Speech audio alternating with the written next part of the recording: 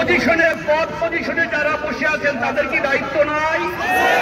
আচ্ছা, রাখাল রাহা যে এই দেশের সরকার তাকে একটা গুরুত্বপূর্ণ পজিশনে বসিয়েছে এনসিটিভির আপনার ইবিউ প্রকল্পের একটা গুরুত্বপূর্ণ পদে, এরকম গুরুত্বপূর্ণ একটা পদে বসে যখন চলেন ফেসবুকে যাই আল্লাহ ও তার রসুলের বিরুদ্ধে একটা কটূক্তি করে আসি, এরকম নির্বোধের মতন কাজ করে, তখনও কি প্রশাসন থেকে তাদেরকে বলা হয়েছে যে আপনি এরকম কেন উপমুন্ডকের মতন কাজ করলেন, কেন উস্কানি দিলেন? তাকে কিন্তু বলা হয় না।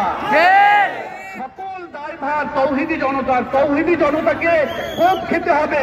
আমাদের আইনজীবী আলিফ কোপ খেয়ে দিবালোকে শহীদ হয়েছে, ধৈর্য আমাদেরকেই ধরতে হবে। কিন্তু তাদের কোনো ধৈর্য নাই, তারা তাদের সব কাজ করবে, সকল ব্যাপারে প্রতিক্রিয়া দেখাবে, আর ধৈর্যের নসিহত শুধু আমাদেরকে দিবেন আপনারা। এটা আপনাদেরকে বুঝতে হবে, না কাজ করবে না। শোনেন, ধৈর্য আপনারা ব্যাপারটা বুঝতে পারছেন না যে ধৈর্য কখন ধরবে কখন ধরবে না। এটা ইজ অল অ্যাবাউট প্রায়োরিটি। আপনার কাছে ন্যাপকিন গুরুত্বপূর্ণ, আপনার কাছে আরো অনেক সংস্কার গুরুত্বপূর্ণ, আপনার কাছে নির্বাচন গুরুত্বপূর্ণ, আপনার কাছে সংবিধান গুরুত্বপূর্ণ, আমাদের কাছে সবচেয়ে বেশি গুরুত্বপূর্ণ আল্লাহ এবং তার রাসূল।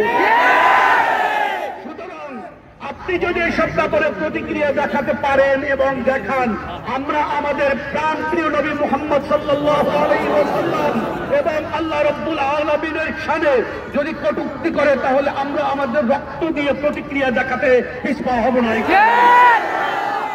আজকের এই সমাবেশে আমাদের কিছু সুনির্দিষ্ট দাবি আছে, আমি সংক্ষেপে আপনাদেরকে সেই দাবিগুলো পাঠ করে শোনাতে চাই। 1 নাম্বার, আপনারা জানেন যে ব্যক্তি আল্লাহ ও তার নবীর শানে কটূক্তি করেছে, রাখাল রাহাজার নাম, সরকার তাকে রাখাল রাহা নামেই নিয়োগ দিয়েছে, কিন্তু তার মূল নাম কিন্তু রাখাল রাহা নয়। আমাদের লজ্জা হয়, তার নাম সাজ্জাদুর রহমান।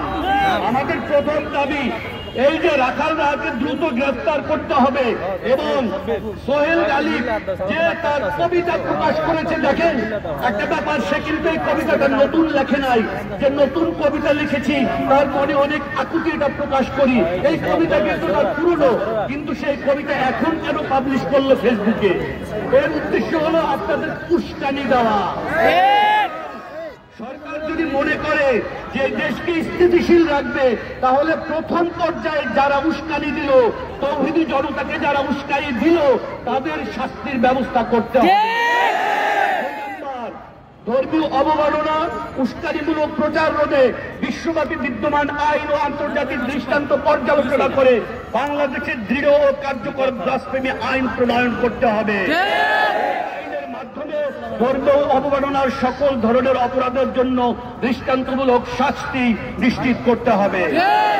3 নাম্বার, রাজনৈতিক অসদুদ্দেশ্যে করা মামলায় আটক সকল আলেম ও ইসলামপন্থীদের নিঃশর্ত মুক্তি দিতে হবে। বিশেষ করে গুম ও নির্যাতনের পর জোরপূর্বক অনেক মানুষের কাছ থেকে হত্যার ভয় দেখিয়ে, তাদের পরিবারের উপরে নির্যাতনের ভয় দেখিয়ে 164 ধারায় জবানবন্দি নেওয়া হয়েছে। এই জবানবন্দির কারণে তাদের ফাঁসি হয়ে গিয়েছে, মৃত্যুদণ্ড হয়েছে, যাবজ্জীবন হয়েছে, কিন্তু গোটা ব্যাপারটাই সাজানো এবং নাটক।